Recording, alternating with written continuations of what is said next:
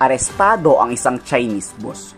Huli sa bypass operation ng Department of Agriculture. Toni-toneladang frozen mackerel kasi ang illegal na pinapasok ng Chinese na to sa Pilipinas. Aabot sa kulang-kulang 200 million pesos ang halaga ng mackerel.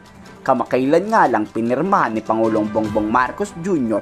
ang Anti-Economic Sabotage Act na nagpapataw sa mahuhuli na panghabang buhay na pagkakakulong at walang laya. Ito ang pinakaunang kaso ng malawakang sabotahe sa gobyerno.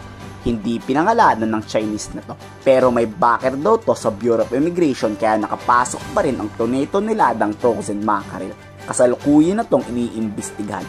Ipapamigay naman ni Pangulong Bongbong Marcos ng libre ang nasabat na frozen mackerel. Ito na yung pinakauna na magiging kaso sa ilalim ng ating bagong Anti-Agricultural Sabotage Act na bagong batas natin para patibayin ang sanksyon sa mga sumusubok na pumasok na hindi nagbabayad ng duty, hindi nagbabayad, smuggling. Ini-smuggling nila yung mga agricultural goods. Sinisira ang merkado dito sa Pilipinas, pinagkikitaan ng tao, wala namang bumabalik sa gobyerno at yung dapat na ibayad sa gobyerno ay binubulsa lamang.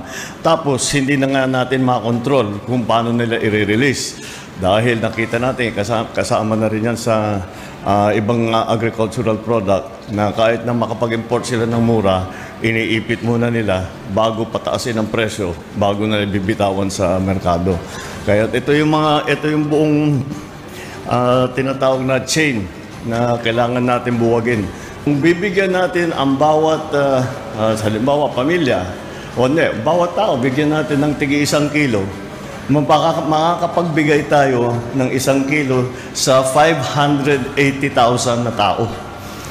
Kaya yan ang gagawin natin. At bibigay natin yun, halimbawa sa mga evacuation center, doon sa mga hospital, bibigay natin sa mga yung mga home natin, sa Bucor, lahat yan. Tama, sa mga Bucor para meron tayo, para naman hindi masayang. Dahil meron namang inspeksyon na ito, safe for human consumption.